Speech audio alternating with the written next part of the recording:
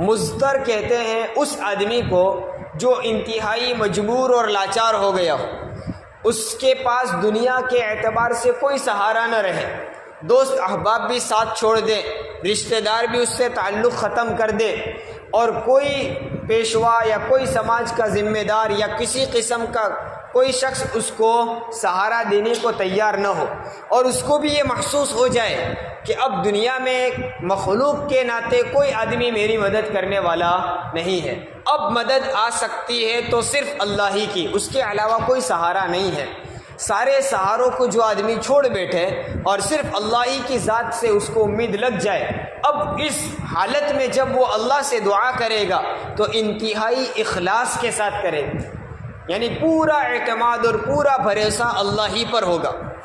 ہماری دعاؤں میں تو اخلاص کی کمی بھی آ جاتی ہے، کیونکہ ہم ایک طرف مانگ رہے ہوتے ہیں رزق کی برکت، لیکن دوسری طرف ہمارا ذہن ہوتا ہے کہ اپنا کاروبار ہے، اس سے سب کام چلنے والا ہے۔ صحت مانگتے ہیں اور دوسری طرف ہمارا ذہن یہ بھی ہوتا ہے کہ ہمارے پاس فلاں علاج اور دوائی ہے، اس سے ہمارا علاج ہو جائے گا۔ لیکن جب آدمی کے پاس اس قسم کا کوئی سہارا ہی نہ رہے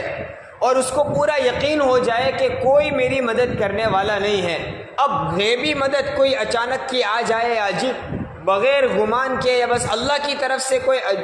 مدد آ جائے تو کوئی کام بن سکتا ہے، ورنہ ظاہری نظروں میں کوئی ہمارا سہارا نہیں ہے۔ ایسی حالت میں جب وہ اللہ سے دعا مانگے گا تو پورے اخلاص کے ساتھ، یعنی پوری طرح اللہ کی ذات پر بھروسہ اعتماد رکھتے ہوئے مانگے گا، اس کو کہتے ہیں اخلاص۔ اور اللہ کے یہاں اخلاص کی بڑی قیمت ہے، بلکہ آدمی جب اخلاص کے ساتھ مانگے گا تو فاسق ہو فاجر ہو، یہاں تک کہ کافر بھی اخلاص کے ساتھ مانگتا ہے تو اللہ تعالیٰ کی رحمت اس کی طرف متوجہ ہو جاتی، یعنی اخلاص کے ساتھ مانگی ہوئی دعا اللہ ضرور قبول کرتا ہے۔ اور اللہ تعالیٰ نے اس کا تذکرہ کیا قرآن میں کہ جب یہ مشرک لوگ اللہ کو چھوڑ کر دوسری چیزوں کو معبود بنانے والے اور بتوں کی پرستش کرنے والے جب سمندر میں دور سفر میں نکل جاتے ہیں اور جب زمین سے دور ہو جائے اور وہاں پہنچنے کے بعد جب سمندر میں کوئی سیلاب آ جائے، موجیں اچھلنے لگے اور ان کی کشتی ڈاواڈول ہونے لگے، اب ان کو آس پاس کوئی سہارا نظر نہ آئے، تو ایسی حالت میں وہ خالص اللہ سے دعا مانگتے ہیں، مخلصین لہ الدین، اور پھر اللہ تعالیٰ سے دعا مانگتے ہیں۔ اللہ تعالیٰ اس جگہ پر جہاں مخلوق کا کوئی سہارا نہیں، دور دور تک کوئی انسان نہیں ہے جو ان کی مدد کر سکے، اور سمندر میں بھنور میں پھنسنے اور ڈوب جانے کا ان کو اندیشہ اور خوف ہے، اس حالت میں جب خالص اللہ سے مانگتے ہیں تو اللہ تعالیٰ ان کی دعا قبول کرتا ہے اور ان کو اس بھنور سے نکال کر، اس سیلاب سے نکال کر زمین پر پہنچاتا ہے۔ لیکن ان کی عادت کیا ہے؟ فَلَمَّا نَجَّاهُمْ إِلَى الْبَرِّ إِذَا هُمْ يُشْرِكُونَ،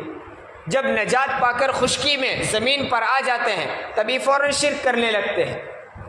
بہرحال وہ تو ان کی عادت ہے، لیکن آیت سے پتہ چلا کہ کوئی مشرک اور کافر آدمی بھی خالص اللہ سے اخلاص کے ساتھ اللہ سے مانگتا ہے تو اللہ تعالیٰ اس کی دعا بھی قبول کرتا ہے اور اس مصیبت سے اس کو نجات دیتا ہے۔ اس لیے حدیث میں آتا ہے کہ 3 قسم کے لوگوں کی دعا کبھی رد نہیں ہوتی، 3 قسم کے لوگوں کی دعا ہمیشہ قبول ہوتی ہے۔ ایک مظلوم کی دعا، اور دوسرا مسافر کی دعا، اور تیسرا باپ کی اپنے بیٹوں کے حق میں کی گئی بد دعا۔ یہ 3 قسم کی دعائیں کبھی رد نہیں ہوتی، اور اگر اس میں غور کیا جائے تو یہ تینوں قسم کے لوگ بھی اخلاص سے مانگتے ہیں۔ آدمی سفر میں ہو، مسافر ہے، سفر میں ہے، یعنی وطن سے دور ہے، نہ اس کا مکان ہے، نہ یہاں دوست احباب ہے، نہ رشتہ دار ہے، اکیلا اور تنہا ہے، اس جگہ اگر وہ کسی مصیبت میں پھنس جائے، کسی پریشانی میں آ جائے تو وہ اللہ تعالیٰ سے بڑے گڑ گڑا کر اخلاص کے ساتھ مانگے گا۔ اب یہاں کسی اور کی طرف متوجہ نہیں ہوگا، وطن میں ہوگا تو کوئی بھی پریشانی آ جائے تو فوراً دوست کو فون لگا دیا، رشتہ داروں کو بلا دیا یا پڑوسیوں سے مدد لے لی، یہ ممکن ہے۔ لیکن جب مسافر ہے، کوئی اس کا سہارا نہیں، اجنبی شہر میں اجنبی ہے وہ، تو اب وہاں اللہ سے مانگے گا تو اخلاص کے ساتھ مانگے گا۔ اسی طرح دوسرا مظلوم آدمی، جب اس پر ظلم ہو رہا ہے اور ظلم سہ کر وہ تھک گیا ہے، اب وہ اللہ سے مانگے گا تو ظلم کو دور کرنے کے لیے اللہ کی طرف پوری طرح متوجہ ہو کر اخلاص سے مانگے گا۔ تیسری قسم کا وہ شخص، یعنی باپ جو اپنے بیٹوں کے لیے بد دعا کر دے، وہ بھی اخلاص ہی کے ساتھ ہوگی. کیوں؟ اس لیے کہ باپ کی شفقت اور باپ کی اپنے بیٹوں سے ہونے والی محبت کا تقاضا تو یہ ہے کہ کبھی وہ اپنی اولاد کے لیے بد دعا نہیں کرتا. لیکن اس کے باوجود اگر کوئی باپ بد دعا کرتا ہے تو اس کا مطلب یہ ہے کہ وہ اپنے بیٹوں سے اتنا عاجز آ چکا اور اتنا تھک چکا ہے اور اتنا پریشان ہو گیا ہے کہ اب مجبور ہو کر وہ اللہ سے ان کے حق میں بد دعا کر رہا ہے. حالانکہ کوئی باپ اپنے بیٹوں کے لیے بد دعا کرے ایسا تصور نہیں ہوتا، لیکن اگر کر رہا ہے تو سمجھ لو کہ وہ بہت زیادہ تھک چکا ہے اور مجبور ہو چکا ہے. اس لیے اب سارے سہاروں کو چھوڑ کر وہ اللہ سے مانگ رہا ہے، اس لیے اللہ اس کی دعا بھی قبول کر لیتا ہے. تو اللہ تعالیٰ کے یہاں اخلاص کی بڑی برکت ہے. ہاں اگر کبھی ہمیں اپنی دعا قبول ہوتے ہوئے نظر نہ آئے تو اللہ سے مایوس نہیں ہونا ہے، اس لیے کہ بسا اوقات یہ ہوتا ہے کہ دعا قبول ہو جاتی ہے لیکن اس کا ظہور بہت دیر سے ہوتا ہے، یا پھر